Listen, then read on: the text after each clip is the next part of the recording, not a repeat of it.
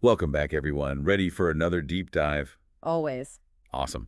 Today, we're going deep into higher education in Kenya. Things are getting, well, a little messy financially between the government and private universities. Yeah, messy might be putting it lightly. Right. So we're looking at this article called Battle Looms Over Government's Millions in Tuition Fee Debt. And it's not just about money. It's about students' futures hanging in the balance. Exactly. Real people are caught in the middle of this.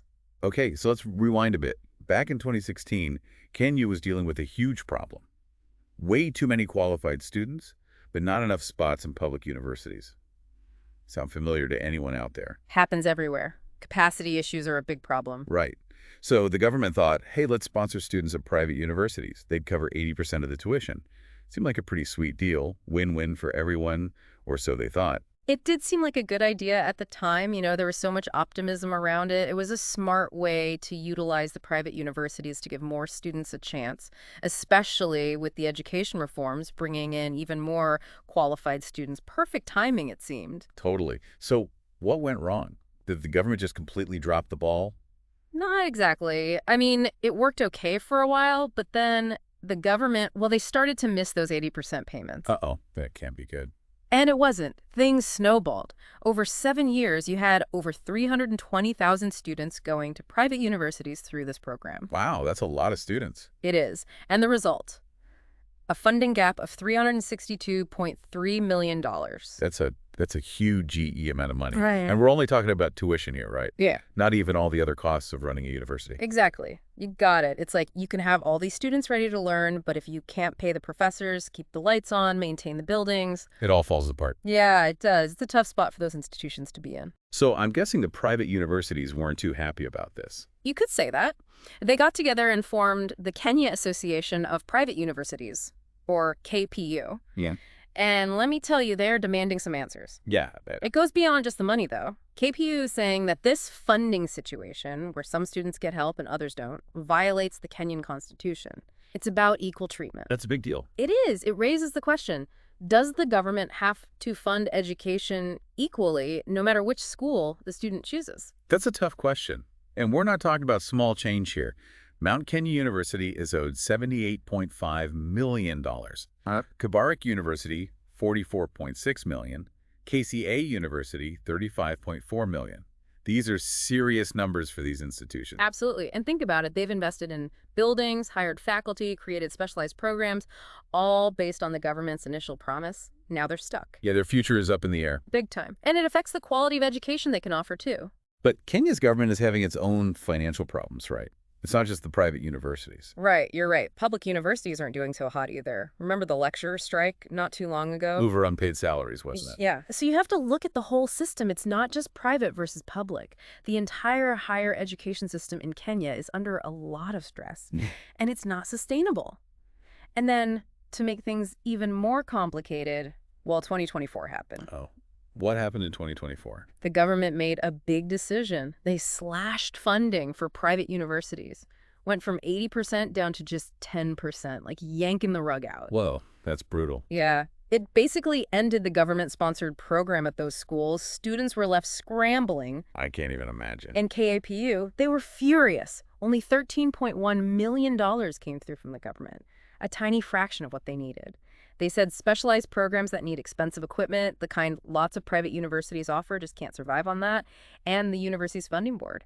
They agreed. They said this move would cripple these institutions. So the solution to the funding crisis was to basically cut funding. Doesn't seem like that makes much sense. Not really, no. It's raised a lot of questions about the government's commitment to educational diversity.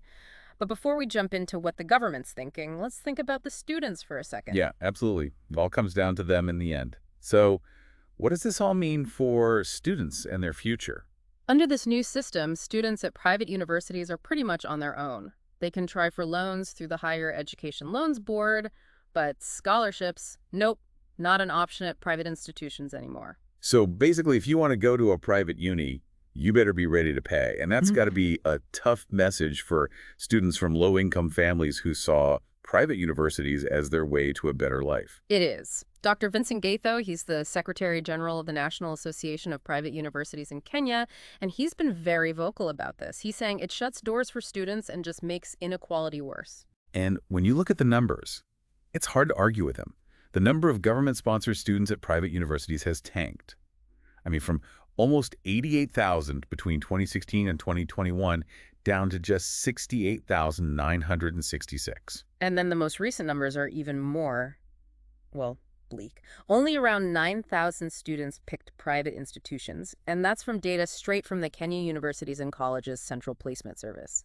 The KUCCPS, sorry, can you back up for a second? For our listeners who aren't familiar with the Kenyan education system, what exactly is the KUCCPS? Oh, of course, sorry. It's basically the organization that places students in universities and colleges. They look at your exam scores, what you want to study, and then they find the right fit for you. So it's like the main hub for students moving from high school to university in Kenya. Got it. Thanks for clearing that up. Yeah. So those numbers going from 88,000 to 9,000, something big happened there. Definitely. It makes you wonder, is this all because of the funding changes? Or are students just not interested in private universities anymore? Yeah. Or are they just being priced out? That's the big question, isn't it? Yeah. It's probably a mix of all those things. Probably. But to really understand what's going on, we need to understand the government side of the story, too. I mean, they're dealing with their own financial struggles. You're right. Let's shift gears and try to see it from their perspective. Why did they make these decisions, and what are the consequences? It's easy to point the finger and say, oh, the government's just being cheap. But it's not that simple. Remember, we were just talking about public universities having their own financial troubles. Yeah, with the lecturer strikes and all that, it's not like things are perfect over there either. Exactly. Public universities are getting hit from all sides. Fewer students are enrolling, everything costs more, and then they have this mountain of bills they haven't paid, like $463.1 million worth. Wow. So it's like one big mess that's affecting everything. Yeah. It all kind of spills over. And it's interesting because before 2016, the government wasn't even giving money to private universities. Right. So bringing them into the mix was just a quick fix because they needed more space for all those students. Right. It wasn't supposed to be a permanent thing. So are they just going back to how things were before? Kinda. But, it's not like flipping a switch. In the past 7 years, private universities have become a big part of how higher education works in Kenya. They've built new buildings, hired professors, started new programs, all because they thought the government was going to keep supporting them. And now the government's pulling out the rug. Exactly. Oh. And it's going to cause a lot of problems, not just with money, but for everything. It's like slamming on the brakes when you're going really fast. Someone's going to get hurt. Exactly. So it makes you wonder, could they have done this differently? Was there a better way to fix this mess? That's the question, isn't it? We've heard what KP wants, and we've heard the government's reasons, but is there another option here? Well, there are always other options. There's this one idea that I think is really interesting. It comes from this guy, Dr. Mark Matunga, who's a big name in education. He says the funding should follow the student, not the school. Okay. Explain that. What does that even mean? So imagine instead of giving money directly to the universities, the government gives each student a voucher, like a coupon for tuition. So the student gets to choose where to use it, public or private. Exactly. That's kind of cool. So what's good about that? Well, for one thing, it would force the universities to compete with each other. If they want students to come to their school, they'd have to offer better quality, keep prices low, and offer programs that students actually want. So it's like bringing competition into education. The best schools would survive. Exactly. And who benefits from that? The students. They get more choices, better value for their money, and maybe even a better education overall. It sounds promising, but I'm sure there are some downsides too. Like, what are the problems with this voucher idea? Well, one worry is that it could make inequality worse. Rich kids could use their voucher, and then their parents could just pay extra to send them to the fanciest schools. But poor kids might only be able to afford to go to the schools nobody else wants to go to. So it could create a system where rich kids go to good schools and poor kids go to bad schools. Yeah, that's the worry. So you'd have to be really careful how you set it up. You'd need to make sure there's enough financial aid so that everyone has a chance to go to a good school, no matter how much money they have. So it's not a perfect solution, but it is interesting. Maybe the best way is to do a little of both. Fund the schools directly, but also give students some choice. Right. It's rarely about just picking one side. The best solutions usually involve finding a good balance between different ideas. something that works for the students, the universities, and the government. Speaking of the government, it's easy to criticize them, but they've got a lot on their plate right now. This whole higher education thing is just one of many problems they have to deal with.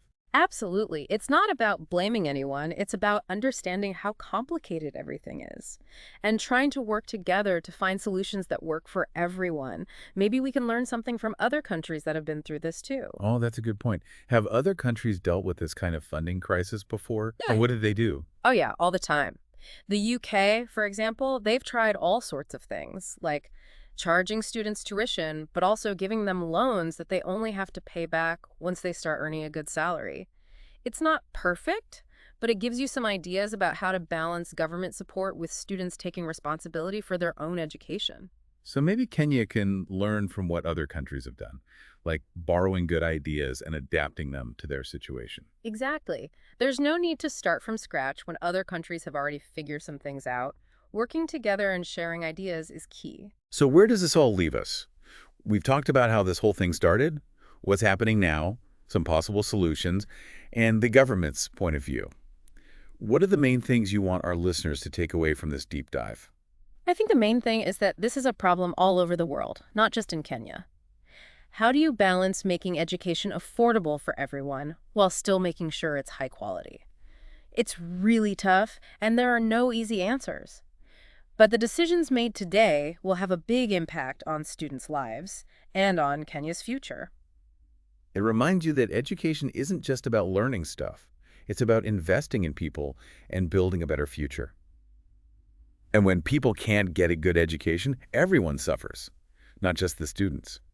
Thinking back to that article we started with, it's interesting how they use the word battle to describe all this. Battle, huh? Yeah, it's like they're setting this up as a fight.